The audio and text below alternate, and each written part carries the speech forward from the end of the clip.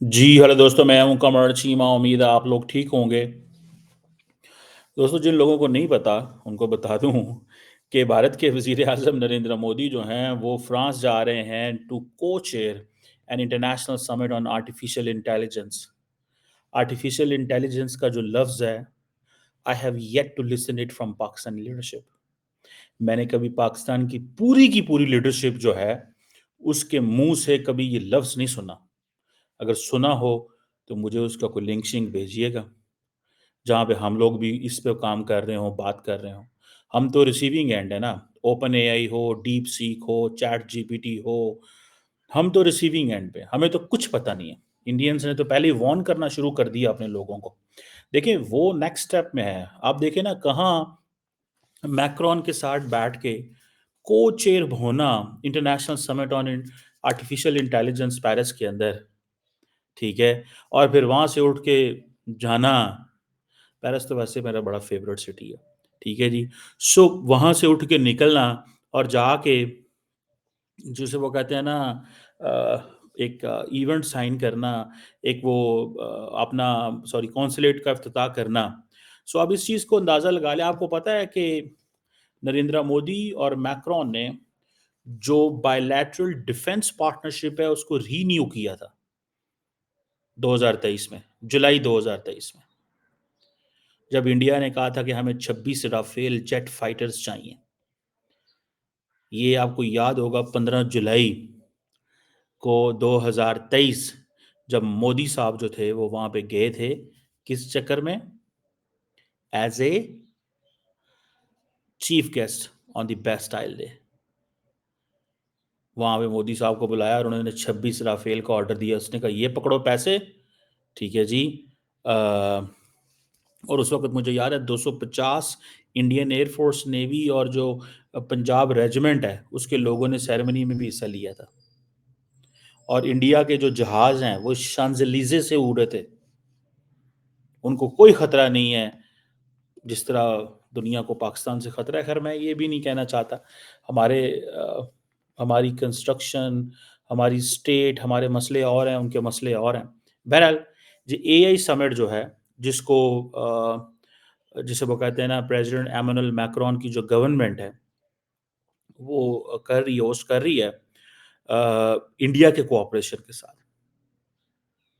और सुनने में आ रहा है कि I think American vice president भी पहली दफ़ा दुनिया जो पहले विज़िट में वो फ्रांस जा रहे हैं। ठीक है जी। सो इंडिया जो है वो टेक्नोलॉजी के साथ के लिए वो टू लेयर काम कर रहा है। एक अमेरिकन्स के साथ अलहदा कर रहा है और यूरोपियंस के साथ अलहदा कर रहा है। सो ये जो ताल्लुकात उन्होंने अपने कल्टीवेट किए हैं विद द फ्रेंच गवर्नमेंट, और ख़ास तौर पे बेस्टाइल डे का जिसका मैं ज़िक्र कर रहा हूँ 2023, और फिर मोदी साहब ने इनको बुला लिया अगले ही रिपब्लिक डे में। इनका दिल था बाइडेन आए, बाइडेन नहीं आए, तो फिर उनको बुलाना पड़ा। सो वो कहते हैं जी कि, और मज़े की बात है, आपको पता है what's common between Modi and Macron? MM है दोनों का नाम ही। मैक्रोन मोदी जो पार्टनरशिप है, उसमें कॉमन क्या है? Strategic autonomy. That's what the talk of. Strategic autonomy, independence की बात करते हैं। और इसमें वो बड़ी दफ़ा ये बात कर चुके हैं, एक दफ़ा नहीं। इंडिया अपनी जब नॉन अलाइनमेंट पॉलिसी की बात करता है, ठीक है जी, तो बेसिकली वो बात करता है कि जी हमें चाइना कितना ज़रूरी है, हमें यूएस कितना ज़रूरी है, हमें हमें फ्रांस कितना ज़रूरी है। इसी तरह फ्रेंच भी यही बात करते हैं। तो मैं समझता हूँ कि एक नेचुरल पार्टनरशिप है बिटवीन फ्रांस एंड इंडिया। हमारा तो खैर चक्कर ही कोई नहीं है ना फ्रांस के साथ। हम तो, आपको पता है हमारा फ्रांस के साथ क्या पार्टनरशिप है? मैक्सिमम फॉरेन सेक्रेटरी लेवल तक। वो भी मेरा ख़्याल है कोई एक स्टेप नीचे हो जाता होगा, जब फॉरेन सेक्रेटरी अवेलेबल नहीं होंगे। हमें तो वो मिनिस्टर लेवल एक्सेस नहीं देते। मिनिस्टर लेवल कोई एक्सेस नहीं है हमारी लीडरशिप को।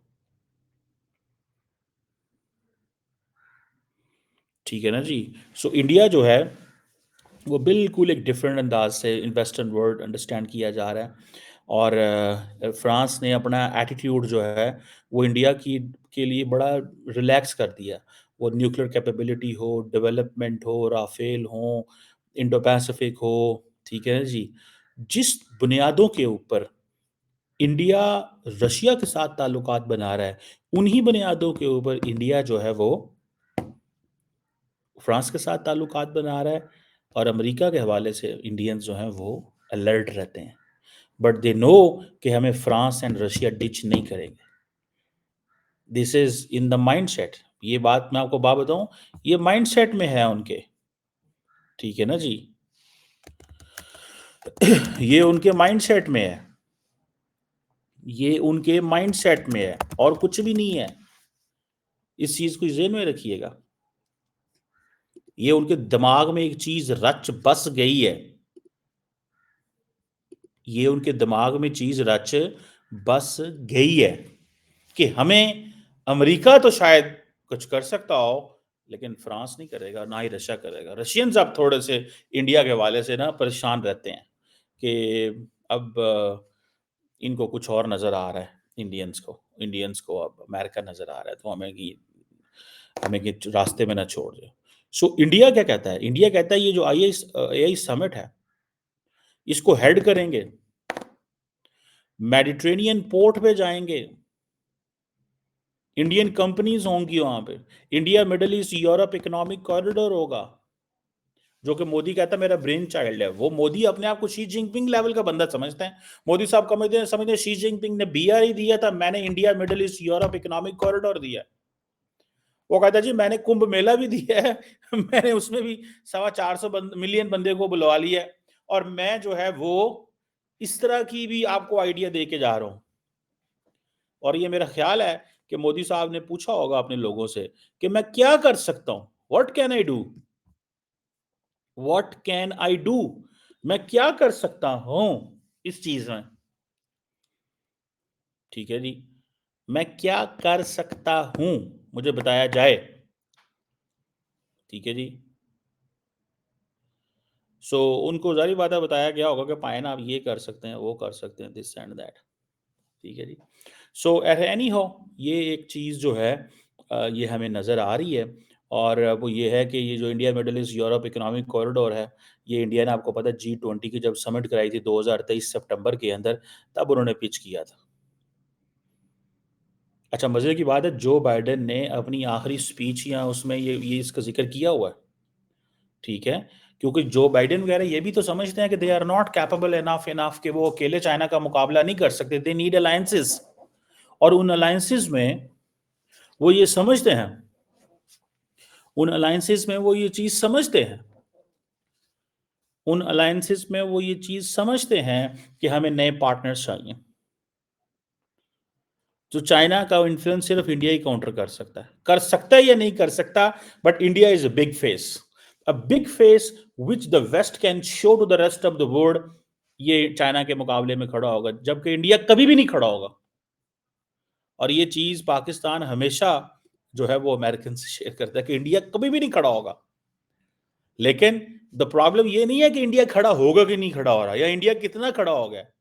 प्रॉब्लम यह है कि एक ही ऐसा मुल्क है जो अवेलेबल है, बिकॉज हम नहीं अवेलेबल, हम चाइना के मुकाबले में अवेलेबल नहीं है, सीधी सी बात है। तो इंडिया अवेलेबल है, सो इंडिया सारा कुछ वो ले रहा है। सो हम तो अवेलेबल होते हैं तालिबान के खिलाफ, हम अवेलेबल होते हैं मुजाहिदीन के खिलाफ, बनाने हो ख़त्म करने हो तो हम अवेलेबल हैं। हमने अपनी अल्लाह के हुक्म से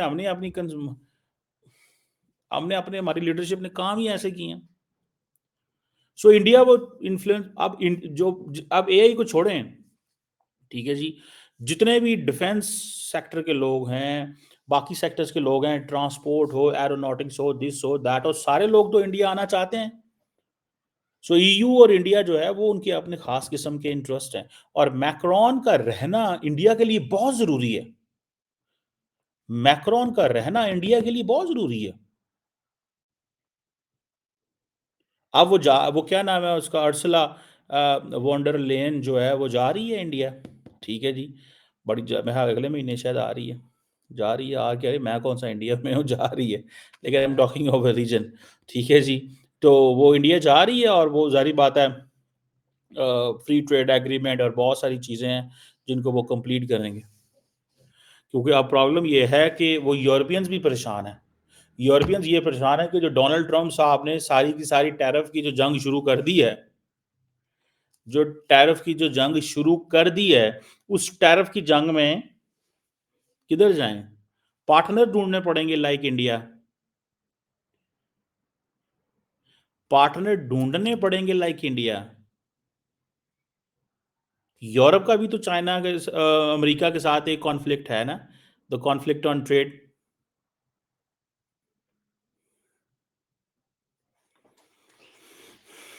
ठीक है ना जी? वो भी तो है कि नहीं है? सो इस चीज़ की वो जिसे कहते हैं ना ये that's where you have to see. ठीक है जी। लेट्स सी इसमें क्या होता है। सो ब्रसल्स के अंदर यूरोपियन यूनियन के अंदर India is one of the top priority. ठीक है जी। One of the top priority. France जो है आपको पता है इंडिया फ्रांस ट्रेड के अंदर इस वक़्त अ, फ्रांस ज़्यादा इम्पोर्ट कर रहा है इंडिया से। एक्सपोर्ट्स कम है फ्रांस की। That was what I reading the other day. बहरहाल तो अब ये जो एआई स्ट्रैटेजीज़ हैं या जो एआई है, ये सारे का सारा बेसिकली यूरोप एक अल्टरनेट मॉडल क्रिएट करना चाह रहा है, जहाँ पे अमेरिका को कहता है आएँ। अब प्रॉब्लम ये है कि ओपन एआई, चैट जीपीटीज़ ये सारे के सारे जो हैं, ये इतने बड़े प्लेटफ़ॉर्म्स हैं कि इन प्लेटफ़ॉर्म्स के अंदर मतलब पूरे-पूरा यूरोप आ जाता है। यूरोप के अंदर अभी वो चीज़ नहीं आ रही। सो वो यूरोप समझता है कि हमें इनके साथ मिलके काम करना चाहिए। इंडिया वो समझते हैं that is going to be big AI giant strategic market है। ठीक है जी, क्योंकि ये जो चाइनीज़ कॉम्पिटिटर्स डीप सीक आया है, इसकी वजह से भी मामलात ख़राब हुए हैं। अब ये समझ लें आप कि 15 बिलियन यूरो, ये आप समझ लें कि 15 ये आप सुनिएगा, इस महीने 15 बिलियन डॉलर की डील्स होने जा रही हैं, इस एआई समिट के बाद। ठीक है जी। जब पिछले साल एक इन्वेस्टमेंट समिट हुई थी इंडिया के फ्रांस के अंदर उसका नाम था चूज़ फ्रांस। चूज़ फ्रांस, उसको चूज़ करें। तो वो सारी की सारी चीज़ें जो है ना अब वो ये 15 बिलियन यूरो की इन्वेस्टमेंट इंडियंस भी करेंगे। तो इंडिया की डिफेंस टाइज़ भी हैं, आर्म्स इम्पोर्टर रहा है दुनिया का बहुत बड़ा, ठीक है जी। और इंडिया कहता है कि जी जो मेरी डोमेस्टिक मिलिट्री मैन्युफैक्चरिंग कैपेबिलिटी है, उसमें भी आप आएँ, उसमें भी आप आएँ, उसमें भी आप देखें। सो अब सुनने में आ रहा है कि 26 राफ़ेल जो फाइटर जेट्स हैं वो भी डील फाइनलाइज़ होने वाली है, जो इंडिया की नेवी को चाहिए।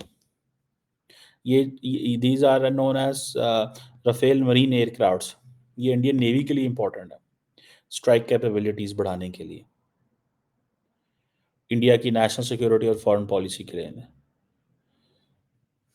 फ्रांस जो है, आपको पता है ये one of the oldest European partner है इंडिया का। 1964 में चले जाएँ। अब फ्रांस को देखते हुए और अमेरिका को देखते हुए इटली, स्पेन, इन जर्मनी इनके मुँह में भी पानी आता है कि भाई आप जाओ उनके पास जाओ यार। अभी आपको याद होगा जो स्पेनिश प्राइम मिनिस्टर जो है पेड्रो, वो आए थे अक्टूबर के अंदर जब टाटा एयरक्राफ्ट कॉम्प्लेक्स गुजरात में जो Airbus C295 transport military aircraft जो है वो एयरबस स्पेन के साथ मिलके इंडिया और स्पेन वो कर रहे थे। ठीक है जी। सो ये आप समझ लें कि that's what they are doing. So it's something very, very big. ये बहुत बड़ी चीज़ होने जा रही है भाई साहब। और ये उसकी बुनियाद वही है जो 2023 में रखी थी। बड़ी हेवी किस्म की एंगेजमेंट थी। स्ट्रेटेजिक, इंडिया एंड फ्रांस वो कहते हैं वी शेयर, एक वर्ड होती है कि ना स्ट्रेटेजिक ऑटोनॉमी, दे शेयर के we have a strategic intimacy. French है ना, जरा रोमांटिक वर्ड इस्तेमाल करते हैं, ठीक है ना। So we call as a strategic intimacy. और मोदी साहब के लिए रेड कारपेट डालना एम नहीं उसने डाला था, उसको पता था। लेकिन मोदी फ्रांस इसलिए नहीं जाता कि वो फ्रांस है, मोदी फ्रांस इसलिए जाता है कि बिकॉज यूरोप के अंदर इंपॉर्टेंट प्लेयर है, अमेरिका का मुतबादल है। जिस तरह की इस वक्त शेकिंग पोजीशन अमेरिकन की है, वो समझते हैं कि हमें भाई हमें तो प्लेयर चाहिए, हमें तो डिफेंस इक्विपमेंट चीजें चाहिए, तो हम का क्या करें और क्या ना करें। समझ रहे हैं बात को। तो बहरहाल ये एक बड़ी चीज़ है, this is something big. Indians जो हैं वो उनकी सही इस वक्त वेस्ट के अंदर भाई एक्सेस है। अच्छा, इसमें एक चीज़ है, इंडियन गवर्नमेंट की है, इंडियन अवाम की नहीं है, क्योंकि वीज़ा उस तरह नहीं जारी किए जा रहे। गवर्नमेंट की वो जिसे कहते हैं ना है, अवाम की नहीं है। वो क्यों? क्योंकि वीज़ा नहीं जारी किए जाते। अगर वीज़े जारी करेंगे तो मसला बन जाएगा। कैसे वीज़े जारी करें? वीज़े जारी करना इज़ अ चैलेंज। आप तो देखें ना, इंडिया के अंदर ये पॉलिसी आ गई है और जयशंकर बोल पड़े हैं। उसने कहा खुदारा ये इमिग्रेशन, इलीगल या इनफॉर्मल इमिग्रेशन के ऊपर क्रैकडाउन करो, बंद करो ये सारा कुछ। अब वो सुना है क्रैकडाउन वगैरह कर रहे हैं, और उन्होंने कहा यार ठीक है, इससे बेइज्जती हो रही है।